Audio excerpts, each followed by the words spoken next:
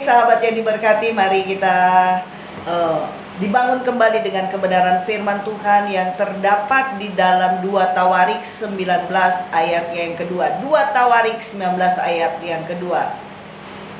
Sewajarnyakah engkau menolong orang fasik dan bersahabat dengan mereka yang membenci Tuhan?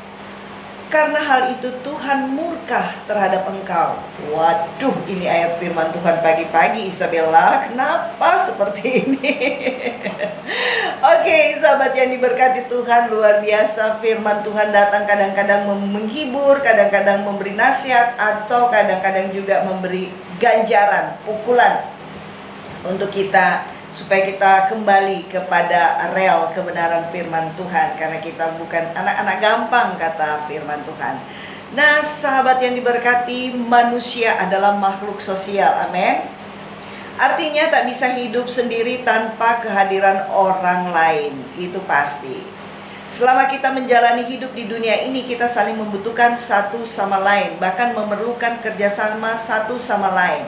Sulit rasanya bagi seseorang individu untuk hidup seorang diri tanpa menjalin hubungan atau kerjasama dengan orang lain. Amin. Jangan pernah berkata, aku punya uang banyak, aku bisa hidup sendiri, aku tak memerlukan orang lain. Begitu juga hubungan suami istri.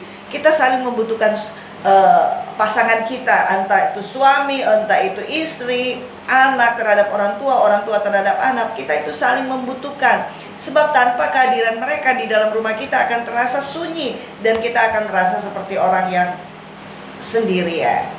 Dan banyak orang akhir-akhir ini merasakan kesepian karena mereka tidak memiliki sahabat.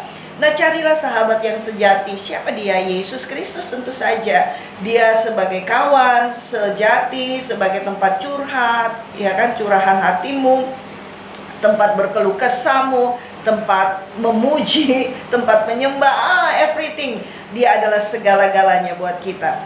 Nah, bisakah kita hidup tanpa orang lain? Itu pertanyaannya.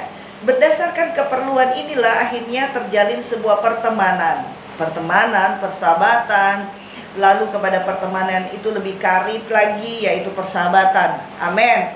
Bahkan lebih dalam lagi menjadi persaudaraan. Ini luar biasa. Meskipun berkaitan dengan sebuah keperluan atau kepentingan, ya kan, biasanya persahabatan itu karena ada masing-masing punya kepentingan, gitu kan? Ya, punya satu visi, satu misi, satu hal yang sama gitulah, satu tujuan. Meskipun berkaitan dengan sebuah keperluan yang seperti itu atau kepentingan seperti itu, persahabatan selalu dilandasi oleh kasih, KASIH, yang tulus, bukan karena adanya keperluan yang bersifat sesaat seperti ada tertulis. Seorang sahabat menaruh kasih setiap waktu dan menjadi seorang saudara dalam kesukaran. Amsal 17 ayat 17. Nah, kehadiran seorang sahabat ini sungguh sangat berarti dalam kehidupan kita. Amin. Karena sahabat adalah lebih dari sekedar teman, lebih dari sekedar kawan. Yehu, ini Raja Yehu, berani menegur Yosafat, Raja Yehuda, lebih dari sekedar karena dia merasa dia adalah sahabat. Karena ia tak ingin sang raja mengalami kehancuran karena telah menjalin hubungan dengan orang-orang fasik.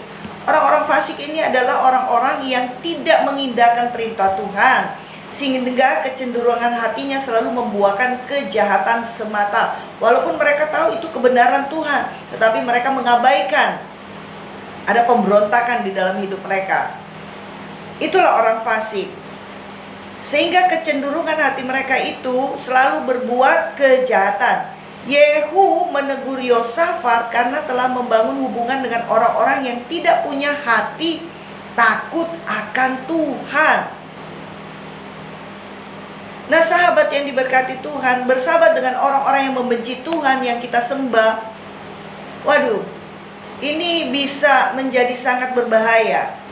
Sebab pergaulan yang buruk dapat merusakkan kebiasaan hidup yang baik. 1 Korintus 15 ayat 33.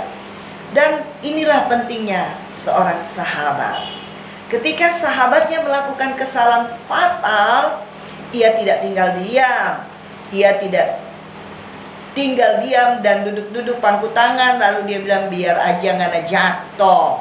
Ya kan, dia tidak biarkan saja dia tak pelaka. Tidak seperti itu sahabat, tetapi dia tegur dengan kasihnya, dia peringatkan dengan kasihnya. Sebab sebuah teguran yang bermuatan kasih, ya toh, karena tak ingin melihat sahabatnya semakin terjerumus ke dalam pergaulan yang menyesatkan, yang dapat menyeretnya semakin jauh dari Tuhan. Kan kalau kita bersahabat dengan orang fasik yang tidak mengindahkan Tuhan, tidak menghormati Tuhan, kebiasaan itu kita lihat hari-hari, itu akan menjadi pengaruh dalam kehidupan nyata kita. Lama-lama kita menjadi orang yang tidak menghiraukan Tuhan, tidak mengindahkan Tuhan, tidak menghormati Tuhan, dan lama-lama kita menjadi sama seperti mereka, bahkan lebih jahat lagi. Nah, pentingnya seorang sahabat menegur, membalikan jalan sahabatnya kembali ke arah yang benar. Itulah sahabat sejati. Jadi jangan mudah tersinggung ya kalau ditegur oleh sahabatnya, karena itu adalah kebaikan untuk kita sendiri. Jadi jangan marah untuk setiap teguran. Terimalah dengan ucapan syukur, karena kita masih mempunyai sahabat yang peduli dan mau menegur kesalahan kita. Luar biasa pagi ini, pasti kita diberkati.